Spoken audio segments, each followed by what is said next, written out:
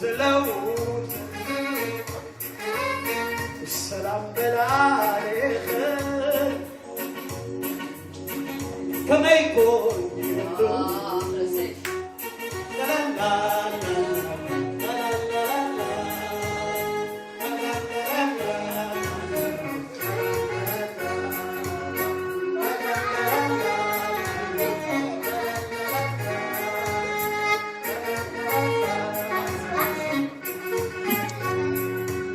هلا بدر خير بدر أكبا قسقسا على واخد نقع سلام يا إنسسا سبي أبها وهو بحنسا تحوسا وعسى حابركن لا تبقسا لا تبقسا لا لا لا لا لا لا أصدق نزرك أبو أحوال كاغر ملوك على مزركن أبزلو السفر الحروب وسح سلامتا لكم كي شفر أبسرو ملكن كودعي وتنقل كودعي وتنقل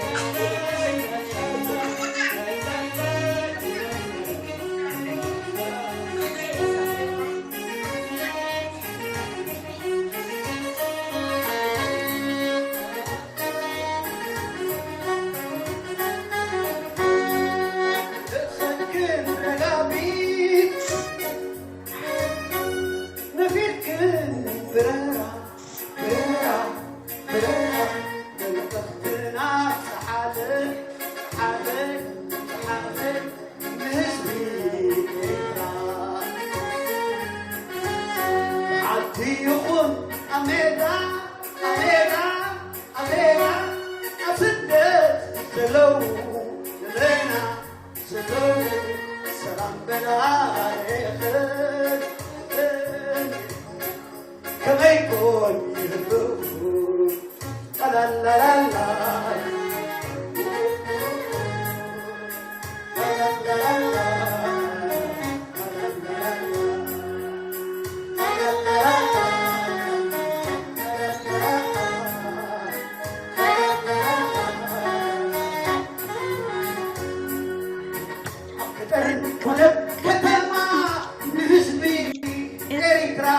أبعد النسبة تحت بزهر بخن حمرا وصوت نقول بيت كوين نسدرا عودك خلصنيو سمرت الكن زمرا سمرت الكن زمرا إذا حتى بنسى نوحيو بقشا حدنا سمرت بلا نخل ما حبشا كتصبيه بتسفى كساب ما جرشا كن الرخبينا أسمع يؤدرشا إريترا يؤدرشا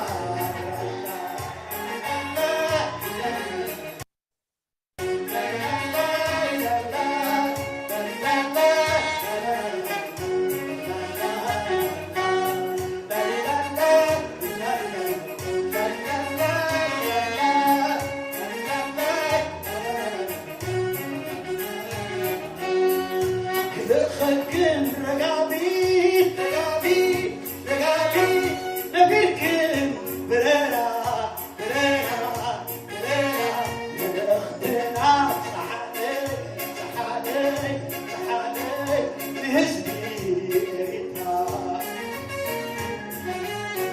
عدي يقول أميدا أميدا أصدق سلو سلو سلام بالعالي كما يكون يهدوه سلام بالعالي كما يكون يهدوه.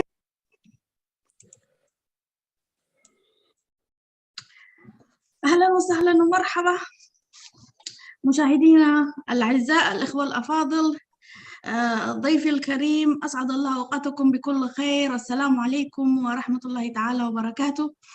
أنا مقدمة هذا البرنامج، اسمي كوثر عبد الرحمن.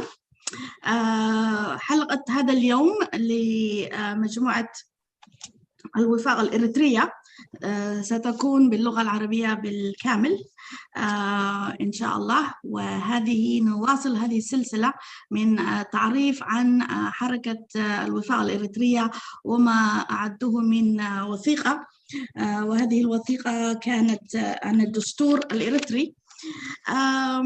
حلقتنا هذا اليوم نرحب بضيفي الكريم الأستاذ زين عمر شوكاي، هو غني عن التعريف، وهذه الحلقة الثانية من هذه السلسلة.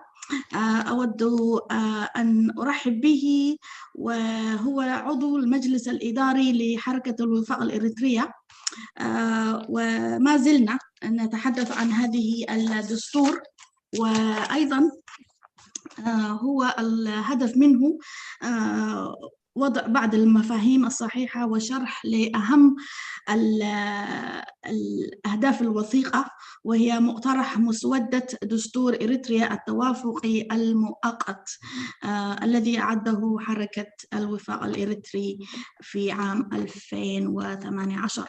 ضيفي الكريم الأستاذ زين عمر، كيف حالك؟ إن شاء الله طيب. أهلا وسهلا ومرحبا بك. الحمد لله كوثر، أهلا وسهلا ومرحبا بك أنت أيضا، وشكرا على هذه الاستضافة. وهي طبعا الحلقة الثانية، كانت الحلقة الأولى في يوم 16/7 واليوم 23/7 الحلقة الثانية، وأنا سعيد بأن أكون ضيفك في حلقة هذا اليوم. مرحبا بك.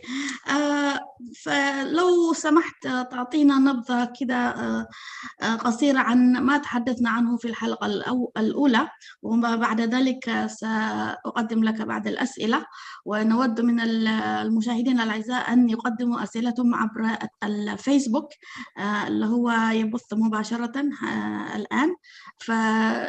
يعني باختصار شديد، ما كانت الحلقة الأولى وما تحدثنا عنه في الأسبوع الماضي؟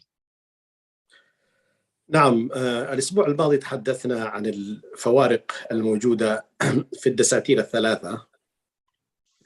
أنا قلت أنه أنا لا أعرف مقترحات دساتير أو يعني دساتير موجودة غير هذا الدستور اللي اقترحناه إحنا، وهو يعني مقترح قابل للأخذ والعطاء، ودستور طبق في عام 1952، وهو كان دستور فيدرالي، يعني سيادة منقوصة للشعب الإريتري والإريتريا كوطن.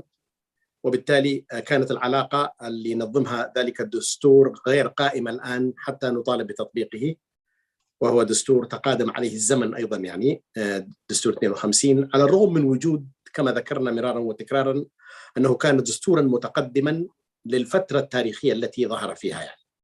والدستور الثالث هو الدستور الذي قدم وصوت عليه في عام 1997، وهذا ما يسمى بدستور 97. والمقارنة الآن الموجودة، أو إحنا كجماعة أو كحركة، لما كنا إحنا جماعة الوفاق للدراسات، ثم تحولنا إلى حركة الوفاق الإريترية، اقترحنا هذه الوثيقة حتى تعالج ما من اختلالات في الدستور القديم يعني. وبالتالي حنركز اليوم في حلقتنا الثانية عن هذه الفوارق التي توجد بين المقترحين، باعتبار أنه مقترح دستور 97 في جماعات تطالب بتطبيقه والدفاع عنه يعني.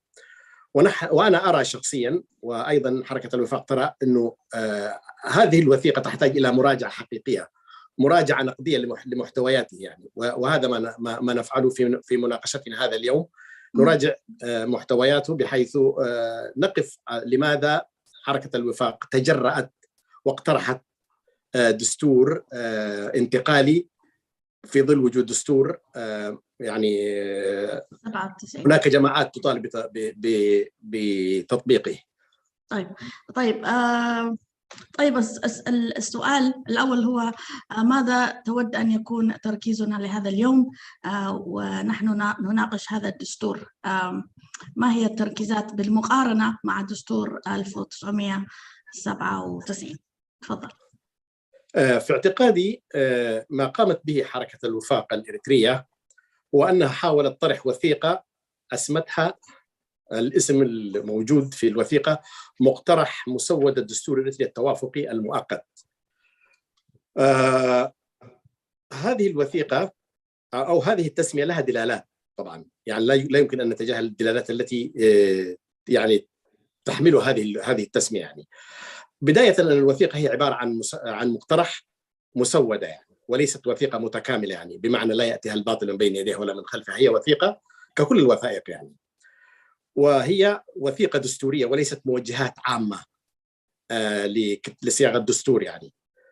ثالثا إنه هي اقتراح، يعني اعتراف مننا بأنه هي ليست متكاملة يعني، وتحتاج إلى رأي الآخرين فيها يعني، والموافقة عليها أيضا يعني.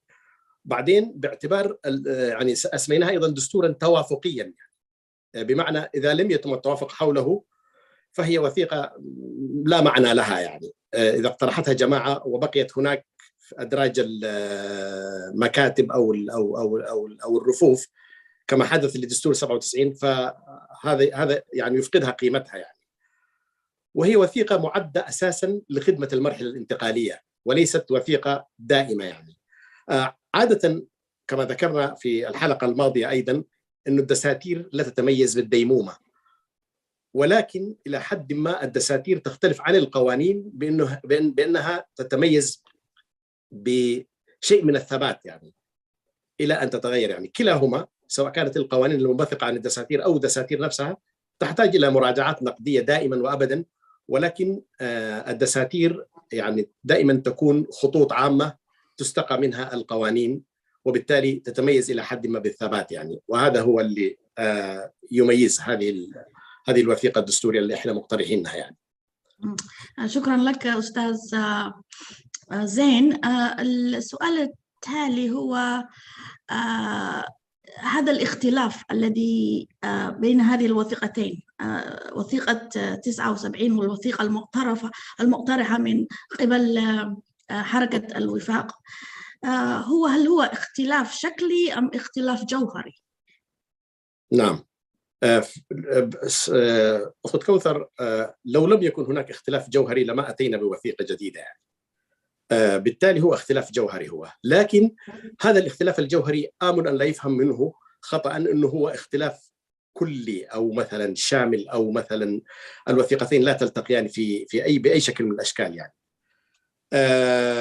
نحن نعتقد أنه إحنا جئنا بوثيقة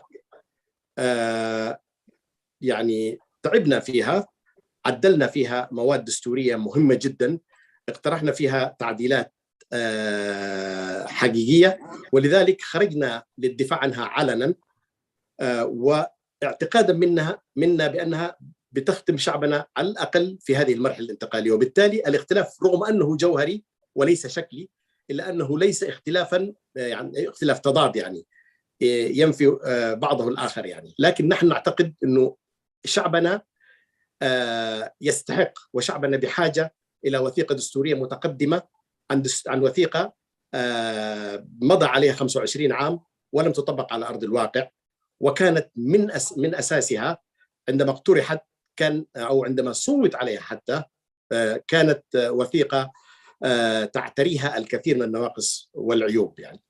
ولهذا هو جئنا بهذا الاقتراح يعني. أوكي. ذكرت أن الاختلاف هو جوهري أستاذ زين، وأنت ذكرت في الحلقة الماضية أنكم أخذتم الكثير من وثيقة 1997، والآن تقول لي أن الفرق بين الاثنين هو جوهري، فكيف يكون ذلك لو أخذتم الكثير من 97 وثيقة؟ أرى أنه في نوع من التناقض في هذا الأمر، ألا ترى ذلك؟ نعم، ولكن نحن لا نعتقد بأن هناك تناقض في هذا الطرح يعني.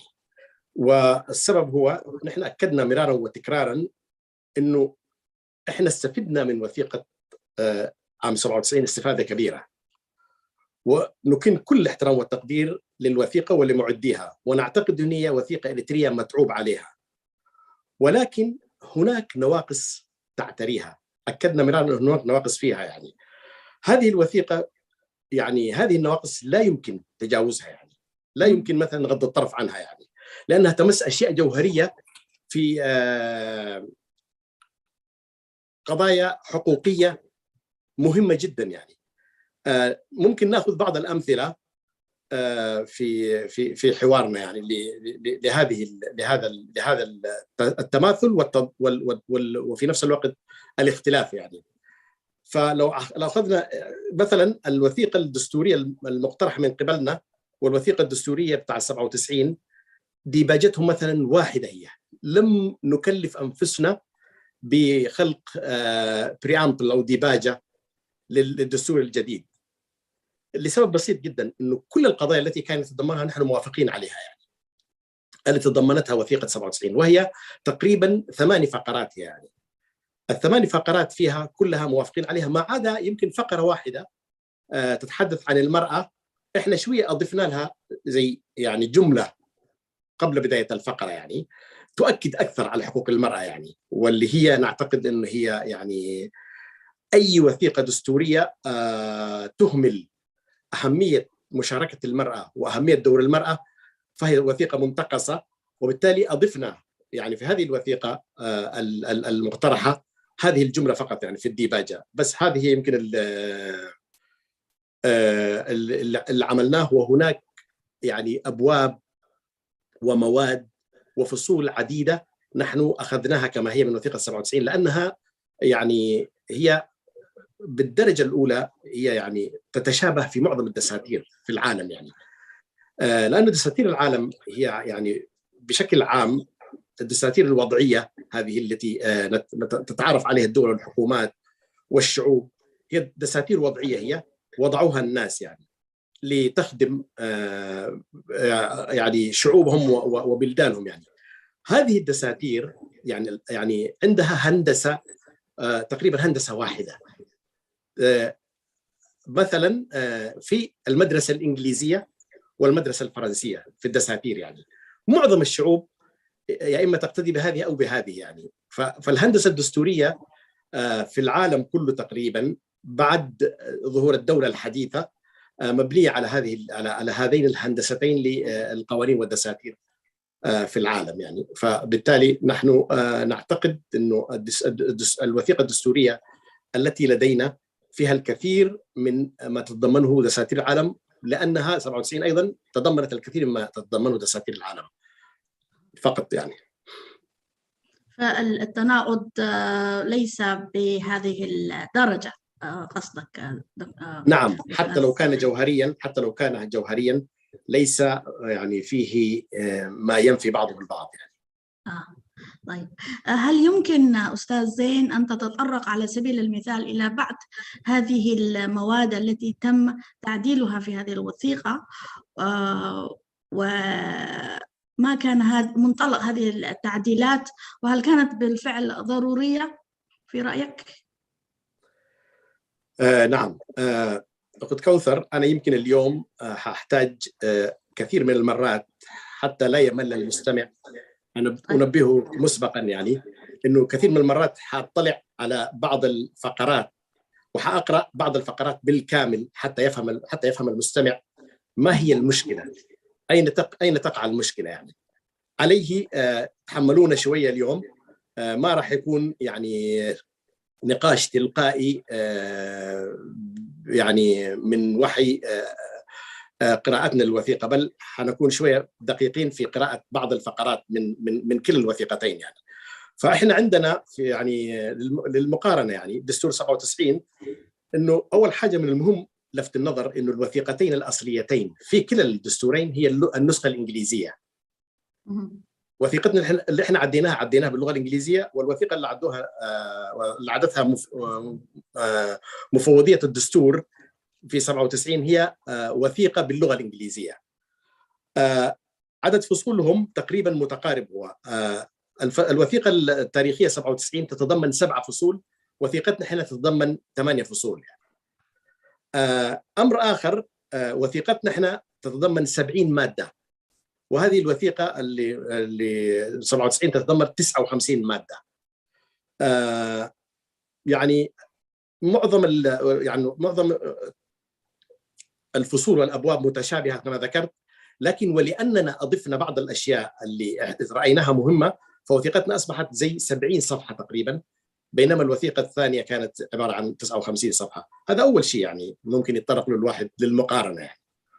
وبالتالي الأصل كما ذكرت اللغة الإنجليزية، ومن اللغتين من النسختين الإنجليزية بالدستور 97 والدستور المقترح من قبلنا أخذت هذه الأرقام يعني اللي ذكرتها يعني. أيضا ممكن نتطرق لبعض المواد يعني اللي على سبيل المثال يعني في حلقة الأسبوع الماضي كنا قد لمسنا البعض منها يعني، لكن اليوم التعديلات التي رأيناها نحن ضرورية وأجرينا فيها يعني في مقترحنا تعديلات. يجب أول قبل الدخول في هذه التعديلات أن نركز بداية عن منطلقاتنا.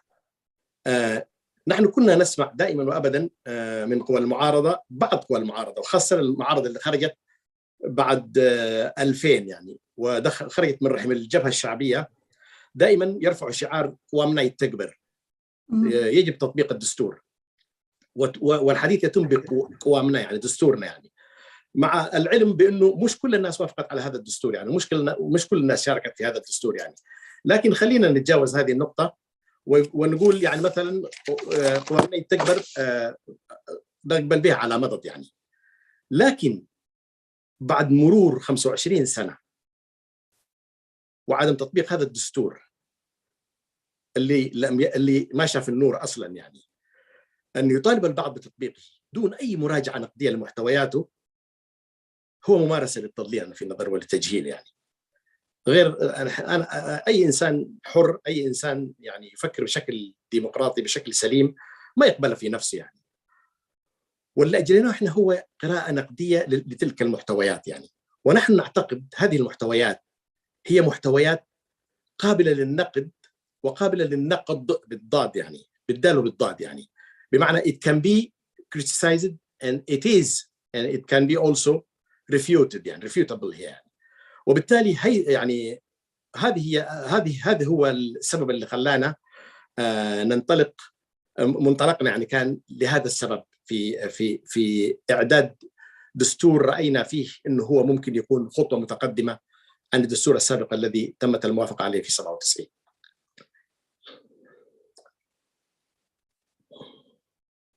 كوثر ما مسموع. يمكن أشكرك أستاذ زين. يمكن لو عدنا إلى موضوع المفوضيات التي ذكرتها في الحلقة السابعة واليوم، ذكرت أن واحدة من نقاط قوة مقترحكم هذا، هل يمكن المرور على هذه الأمور بسرعة أولا ثم التفضل بعد التفاصيل في الفائدة المرجوة من تكوين المفوضيات هذه التي ذكرتها؟ نعم، حقيقة كوثر يعني لسه أنا أشوف أنه بعض الأمثلة نحتاج، أنا شوي قصرت في ضرب الأمثلة، نحتاج بعض الأمثلة قبل الدخول في المفوضيات يعني، وبعدها حدخل في المفوضيات يعني. مثلا إحنا تحدثنا عن موضوع اللغات الأسبوع الماضي يعني، صحيح، وقلنا يعني الدستور 97 يساوي بين كل اللغات يعني، ونرى في هذه المقولة يعني تكريس وهيمنة اللغة وثقافة واحدة إذا كنا صادقين مع أنفسنا يعني. وبالتالي حتى الدكتور أو البروفيسور برخت عبد السلاسي نفسه انتقد الدستور في عدد من القضايا، في قضايا اللغة، في قضايا الإثنيات، في قضايا الحريات، جزء منها يعني مثل الحريات المؤسسات الدينية وكذا. فهذه هي القضايا اللي احنا ركزنا في في في في في تحسينها يعني. حتى بعض الشغلات هو ما ناقشها او ما اظهرها كعيوب في الدستور، لكن احنا رايناها كعيوب وايضا عدلنا فيها يعني. بالتالي أكدنا إحنا على أهمية وجود لغات رسمية، مع تأكيدنا في نفس الوقت أنه اللغات الإريترية محل تقدير واحترام، ويجب يعني أكدنا على أهمية تطويرها واستخدامها من قبل المجموعات اللغوية المتعددة الموجودة في إريتريا يعني. وبالتالي يعني هو المثال بتاعت اللغات هذا يعني رأينا فيه إحنا يعني إنه يعني وجود لغات في الدستور بمعنى إنه لغات رسمية إذا لم يعمل بها حتكون ذا الرماد في العيون أيضا يعني، حتى بغير التجاهل بعد الاعتراف. إذا ما تحولت هذه اللغات إلى رسمية ولغات عمل working languages يعني، إذا ما تحولت، إذا ما انتقلت أو ارتقت لهذا المستوى، فحيكون في أيضا هناك نوع من التحايل على هذا الموضوع يعني. هذا الموضوع فيما يتعلق باللغات يعني. أيضا في حق الملكية، في ملكية الأرض يعني، في دستور 97 في المادة 23 يعطي الدستور حق الملكية، حق ملكية الأرض للدولة يعني. ونحن نرى أن هذا كان خطأ مجحف في حق الشعب الإريتري، لأنه الأرض هي ملك للشعب يعني وليست ملك للدولة يعني. فأكدنا في مقترحنا في المادة 27 في الفقرة الثالثة على أن الأرض الإريترية وكذلك الموارد الطبيعية التي توجد فيها يعني هي ملك للشعب الإريتري وليست ملك للدولة كما أكد يعني، وبالطريقة التقليدية المتعارف عليها، وليس بتعريفات جزئية. مثلا الثقافات تتباين. في الهضبة الإريترية الأرض بالنسبة للإنسان المرتفعات، الأرض هي يعني أرض زراعية هي في فهمه يعني. الأرض في المنخفضات يعني سواء كانت شرقية أو غربية، في دنكاليا، في بركة، في الساحل وكذا، مراعي هي بالنسبة للناس دول يعني، أيضا زراعية لكن مراعي هي بالدرجة الأولى يعني. يعني لعدم وجود حضور لهؤلاء الناس على مدار السنة في هذه الأرض ويفلحوها وكذا، يعني هناك خطأ يعني. ربما أنا ححسن النية واعتبره خطأ يعني حصل، إنه فهموا الناس إن الأرض هذه مشاعية يعني، وبالتالي يمكن تتملكها الدولة يعني. لا، الأرض هذه ملك لشعوبها، هي ملك القبائل، المجموعات، البيوتات، الأهالي اللي ساكنين حولها يعني. وبالتالي حتى لو الدولة لأسباب حقيقية مثلا وجدت فيها موارد طبيعية، وجد فيها ذهب، وجد فيها نفط، وجد فيها غاز، والدولة تريد أن تستولي عليها للمنفعة العامة وليس لمصلحة أفراد أو جماعات أو أحزاب، للمنفعة العامة، في هذه اللحظة يتم تعويض المواطنين الموجودين في تلك المنطقة واللي كانوا في يوم من الأيام إما يستخدموها كمزارع أو كمراعي أو بشكل الاثنين يعني. يجب أن يعوضوا تعويض حقيقي على هذه الأراضي اللي صدرت منهم للصالح العام يعني. وبالتالي هذه المادة 27 تطالب بأن الدولة حتى لو وضعت إيدها في أراضي الغير يعني بتكون عادلة في تعويض الأهالي بما يعني يقابل خسارتهم في بهذا الشكل يعني. وبالتالي الدستور 97 أهمل هذه القضية، إحنا من جديد أحييناها يعني. هذه يمكن القضايا. في قضايا أخرى أيضا تناولناها في الأسبوع الماضي، يعني ما أعتقد أنه من المجدي أنه نتناولها مرة ثانية يعني. وبالتالي خلينا نركز في موضوع المفوضيات يعني. أنا في رأيي موضوع المفوضيات، وقلنا مرارا وتكرارا إحنا أنه هو واحد من نقاط قوة هذا الدستور الذي أعدته جماعة الوفاق يعني. التفاصيل كثيرة هي يعني. في الفصل السابع من الدستور القديم دستور 97 في حاجة اسمها أحكام متنوعة. في الأحكام المتنوعة دستور 97 يتناول فقط 3 هيئات اللي هي المراجع العام، المراجع الوطني العام، والبنك الوطني، وإدارة الخدمة المدنية، ثم مفوضية الانتخابات. وبالتالي مفوضية واحدة فقط ثبت دستور 97 كمفوضية يعني. بينما نحن في مقترحنا المفترض يعني أنه يكون في يوم من الأيام دستور انتقالي، ولا نقول دستور دائم، ولا يعني نحن نعتقد أنه حيخدم المرحلة الانتقالية في المواد في الفصل الثامن، وهو اخر فصل، ده كمان كان اخر فصل في دستور 97. احنا 8 فصول عندنا، هم عندهم 7 فصول قلت انا. في الفصل الثامن في عندنا مواد يعني في تحت نفس العنوان احكام متنوعه، من الماده 55 عفوا 59 لحد 70 عندنا مواد نحن نعتقد انه هذه المواد نعتقد بقوه انه هي نقطه قوه دستورنا المقترح يعني. لذلك انا يعني اقرا من هذه المواد مجموعه، لن ارهق المستمع بكل التفاصيل، لكن في الفصل الثامن احكام متنوعه فيها. اول حاجه اقرينا احنا يجب انشاء هيئات ومفوضيات متخصصه، وهي التاليه.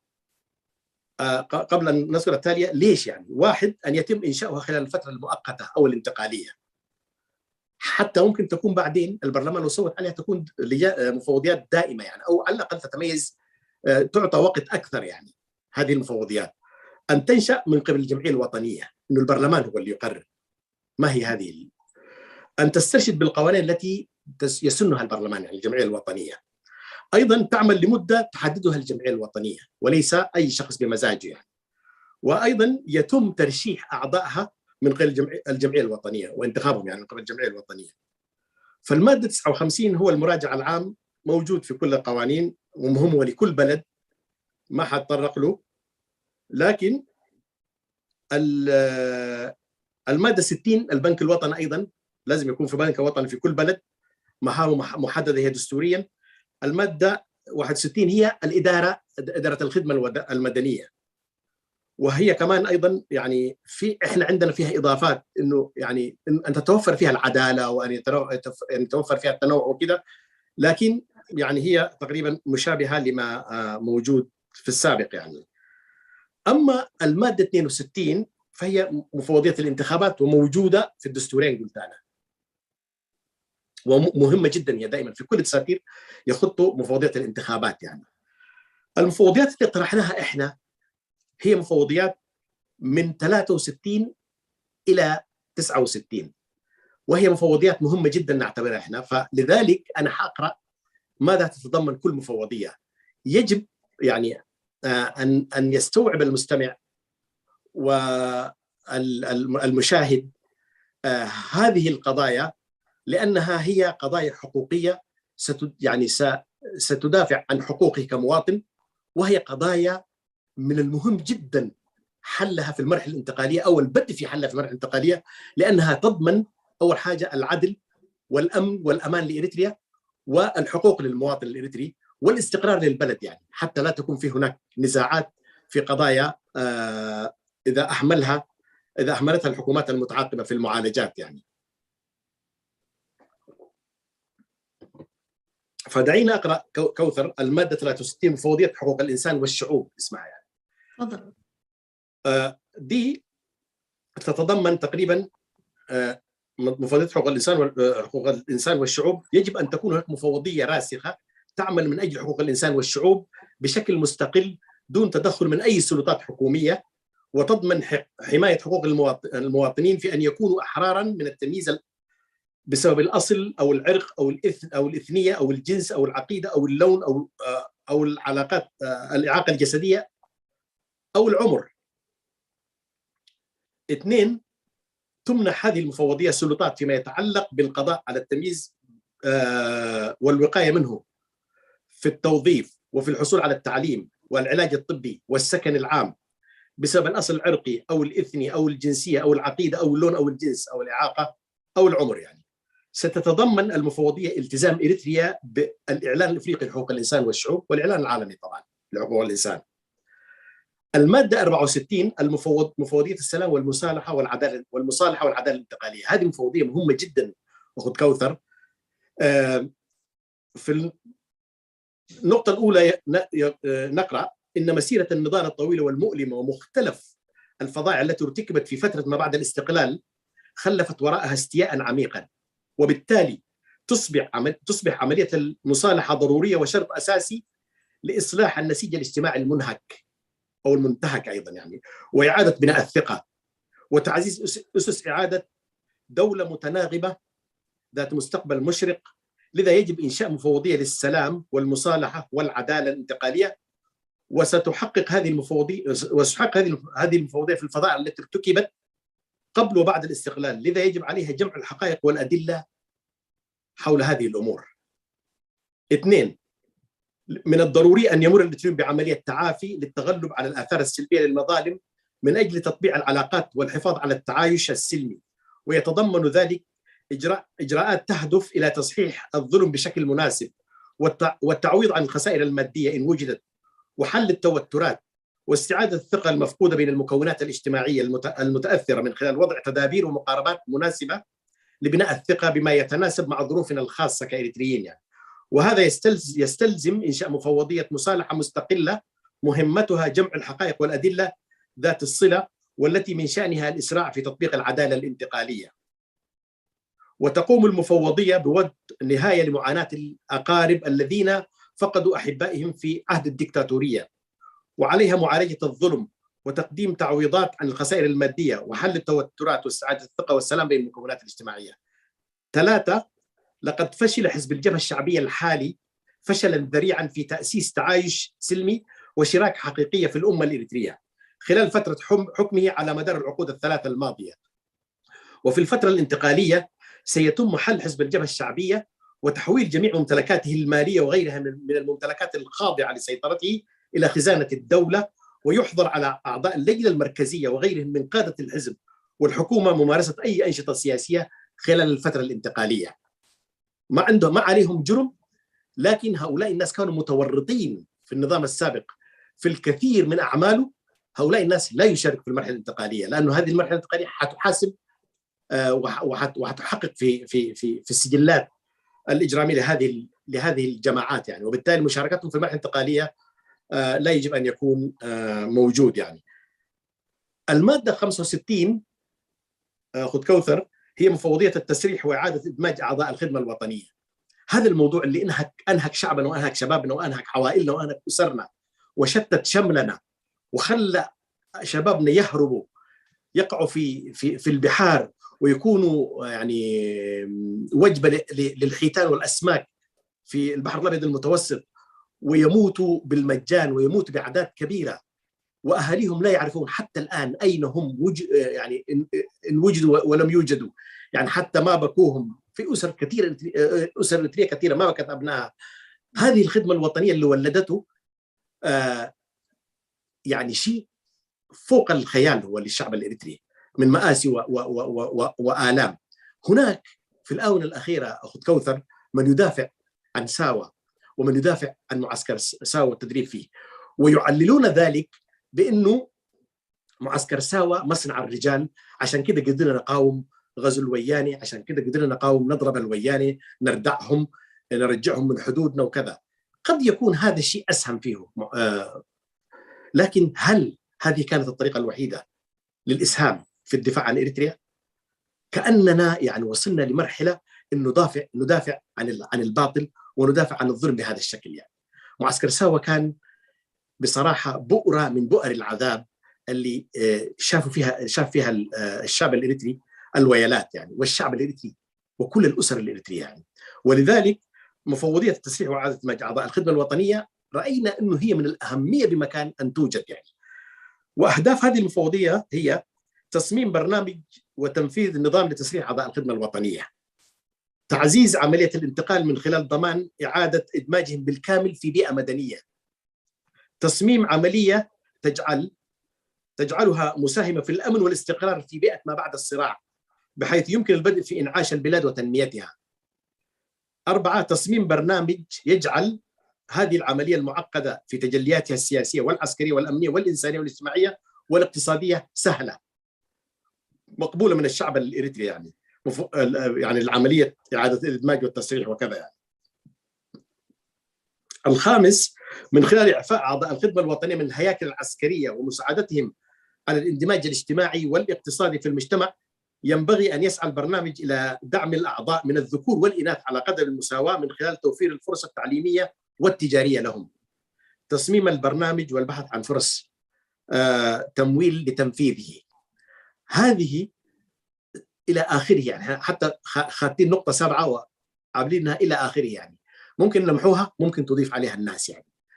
هذا البرنامج لنفذ إحنا نعتقد كثير من الإريتريين يعني حتخف معاناتهم، وحيتم يعني دراسة الحالة الإريترية بشكل جيد. بعدين عندنا مفوضية مكافحة الفساد والرشوة، هذه موجودة في كل البلدان تقريبا، البلدان الديمقراطية الحقيقية، ولكن رأينا أيضا أن توجد لأنه ما كانت موجودة في دستور 97 يعني. فأنا حتجاوزها وأنتقل للمادة 97، وهي مفوضية إعادة اللاجئين وإعادة إدماجهم. مأساة اللاجئين، الدستور دستور 97 تجاهلها تجاهلا تاما. نحن هنا في هذا الدستور نقر أنه هذه مأساة حقيقية استمرت لعقود، وتم تجاهل من دفعوا أكبر ثمن في الحرب الإريترية الإثيوبية وأكبر ثمن في حرب التحرير الإريترية، وحتى كانوا يعني مستودع للوقود للتجنيد معسكرات اللاجئين، سواء كانت تنظيم جبهة التحرير الإريترية قبل الجبهة الشعبية، وبعدين حتى الجبهة الشعبية يروحوا يجندوا منه كانوا الإريتريين للدفاع عن بلدهم. هذه القضية، قضية مأساة اللاجئين، أيضا تحتاج إلى تشكيل مفوضية لدراستها يعني. ورأينا يعني مفوضية إعادة اللاجئين الإريتريين وإعادة إدماجهم يعني أهدافها تتمثل في التالي: تصميم إطار لحل دائم لإعادة اللاجئين الإريتريين إلى وطنهم وإعادة إدماجهم، بما في ذلك الإريتريين النازحين داخليا في إريتريا نفسها إن وجدوا يعني، وأنا أعتقد موجودين يعني، ناس في تركوا مناطقهم لأنه حرقت يعني. أيضا جميع وكالات الأمم المتحدة والجهات الفاعلة الإنسانية والإنمائية للمساعدة في البرنامج، يعني دعوة جميع وكالات الأمم المتحدة والجهات الفاعلة للمساعدة في هذا البرنامج، وتهيئة بيئة مواتية في البلاد لتسهيل برنامج العودة وإعادة إدماج مستدام. أيضا هنا حاطين إحنا نقطة رابعة إلى آخره يعني، ممكن تضاف لها نقاط نحن لم يسعفنا الزمن في التفكير فيها يعني. قضية أخيرة أنا ما حأمسككم كثير في القراءة، يمكن تكون القضية الأخيرة أو قبل الأخيرة، هي مفوضية ملكية الأراضي وإدارة الموارد الطبيعية. هذه أيضا قضية مهمة جدا يعني، وإحنا قلنا تحتاج أيضا هذه القضية لمفوضية تدرسها بدراسة جيدة يعني، وحاطين الخطوط العامة كيف يمكن أن تكون مهام هذه المفوضية: تصميم سياسة لتحسين إدارة الأراضي والموارد الطبيعية في إريتريا، تطوير وتنفيذ مقترح استراتيجية متعددة القطاعات تركز على بناء قدرات أصحاب المصلحة من الوطنيين الإريتريين يعني، إجراء دراسة شاملة للحفاظ على الملكية التقليدية للأراضي، ووضع استراتيجية لتبسيط عملية خلق فرص للزراعة والصناعة لتطوير الأراضي والموارد الطبيعية بشكل منصف، دعم الحكومة لتنفيذ سياسة الأراضي. أيضا نقطة 5، حتى لا يفهم أنه كل واحد عايز يتقوقع في منطقته وبس، هذه المنطقة مثلا لقبيلة أو لفئة معينة أو لدين معين أو لأهلها فقط. أيضا ثبتنا نقطة مهمة جدا في النقطة 5، نقول يحق لأي مواطن إريتري امتلاك الأرض وفقا للقانون والصفقات المبرمة مع أصحابها الشرعيين في أي جزء من البلاد، وتحقق المفوضية في أي ملكية أرض ممنوحة من خلال وسائل جماعية منظمة وقسرية، وده حصل في إريتريا بالإجبار، وزعت أراضي يعني، أو عمليات نزوح داخلية، أو تجريد من الملكية أو المصادرة بأي شكل من الأشكال، واقتراح حلول عادلة ومنصفة.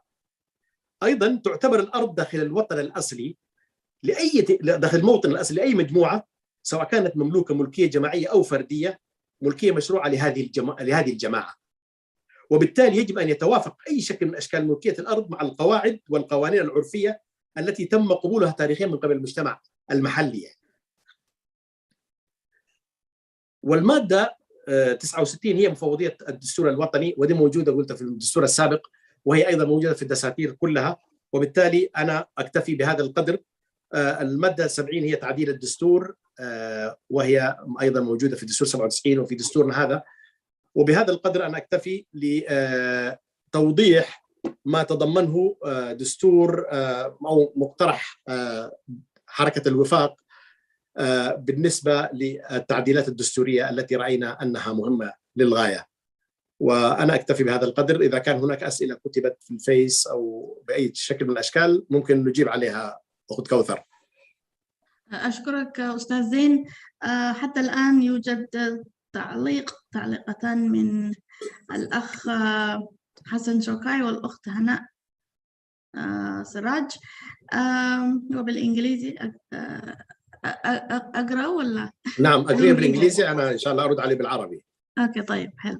أوكي الأخ حسن شوكاي يقول This is a great opportunity to understand the content of constitution in Eritrea and that label our own values, identifies and integrates integrities nowadays and in the future.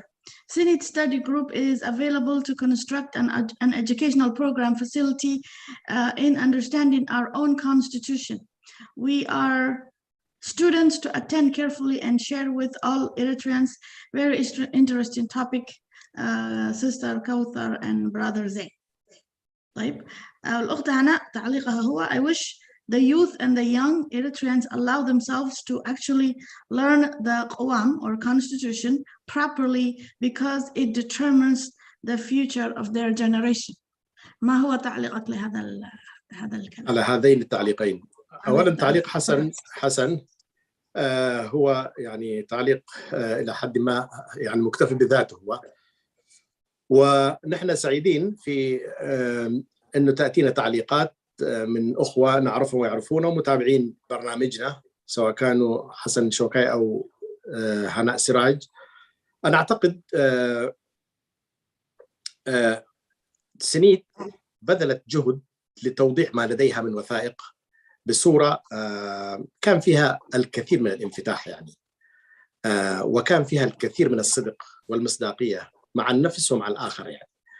وبالتالي نحن رأينا أنه دستور أو المقترح اللي قدمته السنيد من المهم جدا أنه نقارنه ب 52 و97، والمقارنة جاءت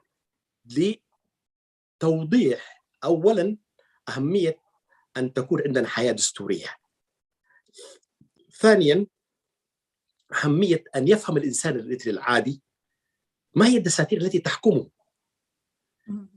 ثالثا أن نتعلم كإريتريين قبل أن ندخل الآن في بلدنا ونرجع في بلدنا في حال سقوط الدكتاتورية بأي شكل من الأشكال، أن نتحاور في قضايا جوهرية وفي قضايا مصيرية مثل الدستور في وقت مبكر من العملية السياسية.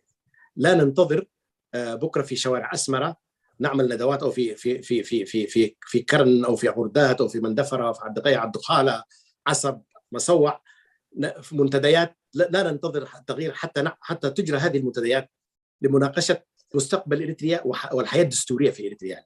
أنا أعتقد نحن في حركة الوفاق سنيد بدأنا بهذا الشكل طرح ما لدينا من وثائق يضع الآخرين أمام تحدي، وأنا أعتقد الآخرين عندهم وثائق مهمة جدا سواء كانوا تنظيمات سياسية أو أحزاب أو المجلس الوطني أو غيرهم من الجهات، أيضا أن يأتوا بهذا الشكل ويناقشوا رؤيتهم للحياة الدستورية في إريتريا. يعني ما بالضرورة يكون عندهم مقترح دستور، نحن عندنا مقترح دستور، لا نطالب الآخرين أن يكون عندهم أيضا مقترح دستور زينا، ولكن على الأقل يغنوا هذا النقاش، ومستعدين نحن نرسل لهم وثائقنا حتى يعني يقارنوها بما لديهم من أفكار ومبادئ وتوجيهات وموجهات دستورية ويبنوا عليها ويناقشون فيها يعني. فأنا أوافق حسن الدكتور حسن شوكاي إنه إحنا بدأنا هذا النقاش ولا بد أن يستمر يعني. أيضا الذي لفت نظري في تعليق الأخت هناء سراج، هناء يعني أكدت على أهمية أن يتدرب الشاب الإريتري على هذه المسائل القضايا الدستورية. أوافق هناء تماما يعني.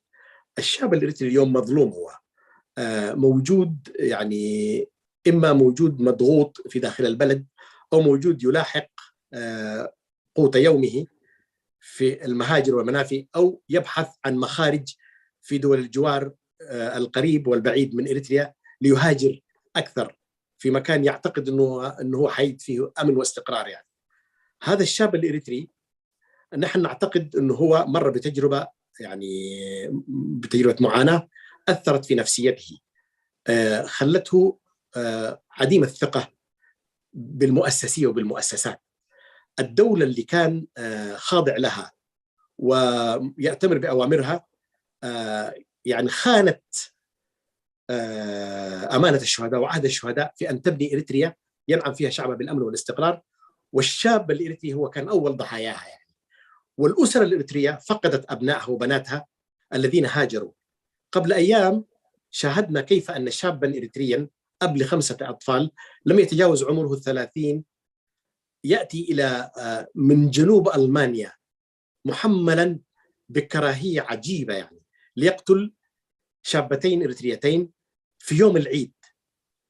هذا يوضح أنه مدى الإحباط ومدى الانكسار ومدى المعاناة التي مر بها هؤلاء الشباب. يعني أنا لا أعرف تفاصيل هذه القضية ولست يعني معني بأن أوضح الملابسات في هذه القضية، لأن قضية يعني الآن في يد القضاء الألماني. لكن فقط مما تابعته في وسائل التواصل الاجتماعي هزني من داخلي يعني، واستنكرت هذه الجريمة استنكار شديد. لكن الاستنكار لوحده والاستهجان ورفض هذا الشيء اللي حصل كجريمة لا يكفي. لابد أن نغوص عن أعمق شوية من إننا نستنكر وندين يعني. لابد أن نبحث ما الذي يدفع الشباب في زهرة شبابهم، يعني في عمر مبكر، أن يرتكبوا مثل هذه الجرائم ضد بعضهم البعض. يعني أعجبتني تعليقات كثيرة وردت في هذا السياق، من بينهم امرأة خرجت وقالت: بدل أن تشتري سكينا تقتل به أخواتك، لماذا لم تشتري كتابا تقرأه وتستفيد منه؟ يعني كان بإمكانك أن تجد في الكتاب ما يردعك في أن ترتكب هذه الجريمة. يعني المسألة ليست بهذه البساطة، أنا أعرف تماما، ولكن يعني هذه معاناتنا أختي الكريمة كوثر، والله يعين الشعب الإريتري. كان الله في عون شعبنا وفي عون بلادنا، وإن شاء الله يعني تكون يعني نهاية قريبة لمأساتنا. أيوة نعم. شكرا لك أستاذ زين. ما يلي ومتعلق بالسؤال الأول للأخت هناء، هو كتبته أيضا باللغة الإنجليزية، تقول فيه: Can you explore the impact of some of these قوام أو دستور for future generation. تكلمت عن هذا الجيل والمأساة الذي يعانيها الشباب الإريتري في هذه الأيام، ولكن الأجيال القادمة ما هو تأثير هذا الدستور التنقلي الانتقالي الذي نتحدث عنه؟ ما هو تأثير هذا الدستور الانتقالي للأجيال القادمة بإذن الله؟ تفضل. نعم، احنا تحدثنا عن فئة الشباب بشكل خاص لأنها كانت يعني بصراحة تعرضت لظلم شديد يعني. لكن أجيال المستقبل أنا أعتقد يعني كوننا نفكر في خلق حياة دستورية، كوننا نفكر في خلق مؤسسات دستورية، كوننا نفكر في خلق سلطة يختارها الشعب بنفسه، هو إلى حد كبير، أنا لا أقول ضمانة كاملة، لكن إلى حد كبير في أن تكون هناك إريتريا آمنة مستقرة حاضنة لشعبها وقابلة للتطور والنهوض والالتحاق بركب الحضارة، بناء مؤسسات فاعلة يعني في القطاع الصحي، في القطاع المالي، في القطاع الاقتصادي، في القطاع الزراعي، في القطاع التعليمي. إذا بنينا هذه المؤسسات في دولة يحتكم أهلها على القانون، دولة يحكمها القانون، يعني دولة يعني لا تقاد بمزاج فرد ويسلط عليها مجموعة من الجنرالات المتفلتين المنفلتين اللي يرتكبوا بحق شعبهم وبحق أمتهم جرائم بهذا الشكل. أنا أعتقد نحن الآن وضعنا أو نكون بهذا الشكل، وضعنا قدمنا على الطريق الصحيح يعني. ثم قضايا المستقبل هي بيد الله بالدرجة الأولى، ولكن يعني وقل اعملوا فسيرى الله عملكم أو عملكم، يعني فسيرى الله عملكم. فأنا أعتقد يعني الإنسان يعمل، الإنسان يعني لا يقعد ويتمنى، لا يقعد ويحلم. الإنسان يعمل بحيث يعني يلتحق بركب الحضارة، يلتحق بالأمم التي يستفيد منها، يعني الأمم التي تقدمت في كثير من المجالات. صراحة نحن كإريتريين الآن وضعنا سيء جدا ومأساوي، ولكن الانتقال الآمن في إريتريا المستقبلية واللي إحنا كجماعة وفاق مهتمين به، أنا أعتقد هو وضع لبنة صحيحة في الصرح الكبير اللي حنبنيه مع بعض يعني. المرحلة الانتقالية مرحلة مهمة جدا هي، وفي المرحلة الانتقالية احنا قاعد نعلم ونتعلم، نعلم أنفسنا ونتعلم ونعلم غيرنا في أننا يعني نسلك الطريق الصحيح من البداية. أنا ليش قلت ليش الناس اللي تقول قوامنا تكبر، أنا ليش قاعد أنتقد هذه العقلية؟ قاعد أنتقدها لأنه هؤلاء الناس ما جلسوا وفكروا تفكير نقدي وبحثوا بشكل نقدي في محتويات هذا الدستور. يعني هذا الدستور هو دستور جيد وأثنينا عليه كثيرا يعني، ولكنه غير قابل للتطبيق في هذه المرحلة. تقادم عليه الزمن، نواقصه وعيوبه كبيرة يعني وواضحة للعيان. لماذا نطالب بتطبيق دستور فيه هذا العوار وفيه هذا العيب يعني؟ ليش ما نحاول نجتهد كإريتريين؟ وإريتريا ليست عقيمة، وإريتريا ولادة، وإريتريا دائما كانت يعني بتنجب الأبطال. ليش نتوقف في مرحلة تاريخية مضى عليها 25 سنة ونطالب باستعادتها؟ ما نبقى ماضويين، ننظر للمستقبل بشكل أفضل يعني. وهذا هو الذي أراه أنا في كلام أختي العزيزة هناء سراج، إنه كيف ننظر إلى المستقبل. المستقبل واعد، هو المستقبل جميل، هو المستقبل ممكن يكون فيه يعني ازدهار ونمو سريع لإريتريا. على فكرة الدمار يولد رغبة في النهوض، لأنك أنت تكون وصلت مرحلة خبطت الأرض يعني، بعده ما في شيء تخبطه يعني. الآن عليك أن تنهض يعني، وعندما ينهض هذا الإنسان اللي خبط الأرض ينهض قوي في معظم الحالات يعني. وإريتريا كفيلة بأن تبني يعني قدراتها وكفاءاتها ونفسها بنفسها يعني. والإريتريين في المهجر بشكل خاص من الناحية التعليمية ومن ناحية المال وكذا، الآن الحمد لله عندنا يعني نسبة عالية جدا من المهاجرين، نسبة كبيرة جدا من المهاجرين. فقط الريفينيوز أو على الأقل الريميتنسز أو التحويلات اللي تجي من الإريتريين والمحرومين منها، واللي هي اليوم تلعب دور كبير في اقتصاد إريتريا حتى مع وجود هذا الحرمان الكبير. تخيلي معي أختي كوثر، لو تسنى للإريتريين أن ينشئوا مشاريع في بلدهم، لو تسنى للإريتريين أن يقضوا هم وأسرهم إجازاتهم في إريتريا، لو تسنى لهم أن يرسلوا أبنائهم لخدمة وطنية عام كامل في مناطقهم في قراهم في بلداتهم النائية يعني. لو حاولنا نربط الإريتريين بما وصل إليه التقدم التكنولوجي، وحاولنا نوظف أبنائنا في تدريس الأجيال القادمة من الخارج بوسائل التواصل الاجتماعي المتطورة، وحتجي برامج أكثر تطورا في المستقبل أيضا في ال5 سنوات ال10 سنوات القادمة. أنا أعتقد إريتريا واعدة بهذا الشكل يعني، وستكون هناك نهضة إريترية كبيرة. أنا متفائل جدا يعني، وإن شاء الله لن يخيب ظني في شعبي وفي الله عز وجل يعني. إن شاء الله إن شاء الله. أنا أرى السؤال الأخير ولدينا أقل من 5 دقائق أستاذ زين. أرى إنه هذه الوثيقة، هذا مقترح مسودة دستور إريتريا التوافق المؤقت، أراه شيء جميل وممتاز وقابل للتطبيق. لماذا لا نرى نوع من الإقبال عليه من مواقع التواصل الاجتماعي، من منظمات والحزب الإريترية؟ لماذا هذا السكوت الذي نراه؟ هل لديك جواب لهذا السؤال؟ السؤال ده أجاب عليه الدكتور إبراهيم سراج بطريقة رائعة جدا في حلقة التقرين يعني. أيوة. قال يعني زي ما قال أنا هختصر القصة يعني إنه يفتوى كاجنا يمرعوا كان يعني حويها يعني بهذا المعنى يعني. إحنا حابينكم يعني حابين برامجكم وحابين وثائقكم، لكن لن ندافع عنها، لن نخرج العلن، لن نتكلم عنها وكذا.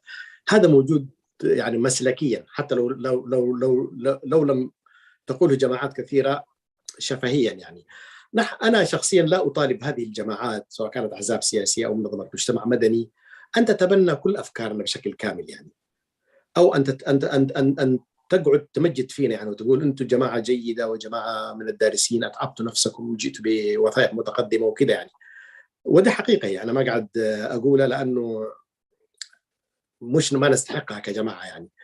الجماعة اللي أنتجت هذه الوثيقة أنا في الأسبوع الماضي ذكرت أسمائها يعني، وأكرر يعني الجماعة اللي أنتجت هذه الوثيقة وكنت أنا واحد منهم صراحة أسماء يعني من إريتريين يعني مجتهدين مخلصين لوطنهم محبين لوطنهم.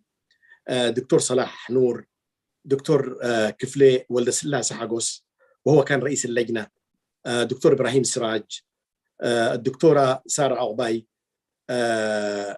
المناضلة إيلسا مسفن، السيد صالح محمد عمر، والسيد سنقال ولد تنسائي، وشخصي أنا زين العابدين شوكاي يعني. هذه المجموعة بصراحة يعني ما كانت يعني تقعد مرات أسبوعين ومرات كل أسبوعين ما كانت تقعد يعني تتناقل فيما بينها وتناقش قضايا هامشية وكذا يعني. كانت أحيانا تستوقفها بعض القضايا، مثلا قضية الأرض، قضية عودة اللاجئين، قضية اللغة، كانت يعني تأخذ منها طاقة وجهد ومحاججات المفوضيات عشان تفصل فيها، عشان ما يفهم غلط، عشان ما يفهم يعني إنه محاباة لجماعة ضد جماعة، عشان ما يفهم منها إنه هذه قضية بتاعت مسلمين، هذه قضية بتاعت مسيحيين، هذه قضية بتاعت مرتفعات، هذه قضية بتاعت منخفضات. بصراحة كانت السياقات القانونية اللي كنا نختارها بحيادية وشفافية وأمانة كانت تتعبنا بصراحة يعني. ما كانت قضايا يعني كده نجيبها من خيالنا ونكتبها نؤلف يعني. كنا نشبعها نقاشا يعني، واحيانا كانت ترفع الجلسات ونعود مرة أخرى نناقش القضية. مثلا قضية الأرض ناقشناها يعني في 4-5 أسابيع يعني متكررة يعني، وكانت التباعد بيناتنا كان كبير يعني، وكل واحد كان فهم قضية الأرض من زاويته هو يعني. فهمنا بعدين أنه كل الناس تتظلم فيما يتعلق بالأرض يعني، في مظالم حقيقية في كل إريتريا حتى لو تفاوتت هذه المظالم. نحن لسنا هنا بصدد يعني إصدار معايير أخلاقية مين مظلوم أكثر من مين يعني. لا، إحنا قاعد نكتب وثيقة دستورية. هذه الوثيقة الدستورية لابد أن تكون وثيقة تغطي مساحة شاسعة قدر الإمكان من الحقوق، وهذا ما حاولنا أن نفعله، وهذا ما حاولنا أن نركز عليه في هذه الوثيقة. ولذلك هي وثيقة إريترية بامتياز، زي ما قلت أنا عن دستور 97 وثيقة إريترية بامتياز لمعديها كل الاحترام والتقدير وترفع لهم القبعات. أيضا نحن خلي الآخرين يقول عننا أنتم محل تقدير واحترام، لن نقول عن نفسنا هذا الكلام، ولكن تعبنا في إعدادها. من حقنا على الناس أن ينظروا فيها، ينتقدوها، يحققوا فيها، يعني يضيفوا فيها، يشيلوا منها، يطرحوها بشكل مغاير تماما. هذا حقهم وهذا ملكهم. ولذلك أنا أضم صوتي إلى صوتك أختي العزيزة كوثر. لابد أن نحترم كل الجهود الإريترية ونقدرها ونتعاطى معها بإيجابية يعني، وليس بسلبية يعني. هذا هو اللي يساعد بلادنا وشعبنا للخروج من أزمته إن شاء الله. كلمة أخيرة، أي تعليق أو أي شيء نسيت أن تقوله، أعطيك فرصة أخيرة أستاذي، لو في أي تعليقات أو أي.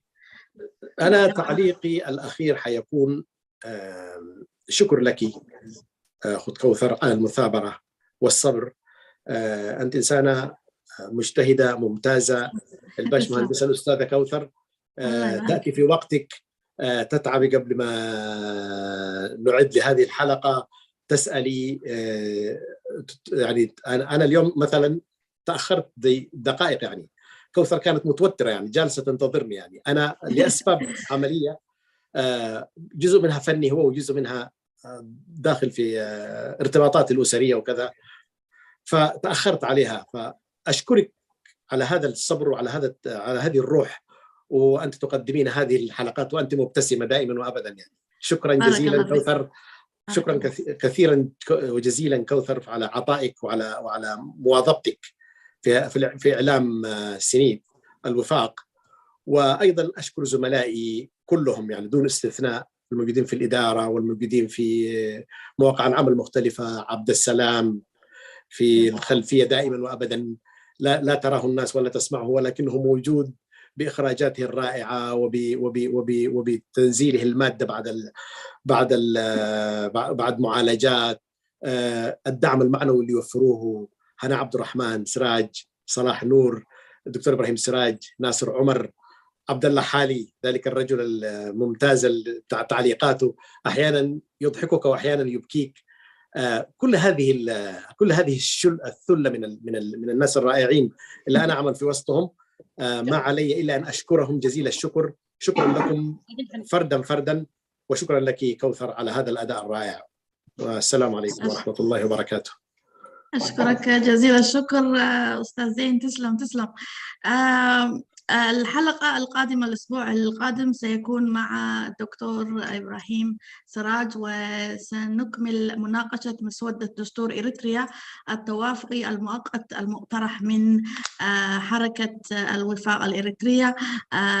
لكم مني أطيب باللغة التجرينية، ستكون باللغة التجرينية، وسنرجع أكيد، وسنرجع مرة ثانية في المستقبل، ويكون لدينا حلقات باللغة العربية. فأوعدني إنك ترجع لنا كمان أستاذ زين، وأوعدك إن أجيب لك ناس كمان من خارج سنيد يناقشوا معك إن شاء الله قضايا وطنية إريترية. إن شاء الله. إن شاء الله سيكون عندك ضيوف إن شاء الله باللغة العربية بإذن الله. إن شاء الله. فأطيب المنى لكل المشاهدين الأعزاء، والسلام عليكم ورحمة الله وبركاته. إلى الملتقى في الأسبوع القادم، ولكم مني جزيل الشكر، وشكر لك الأستاذ زين شوقي. تسلم، والسلام عليكم. عليكم السلام ورحمة الله وبركاته، وشكري موصول للجميع. أنا أيضا يعني.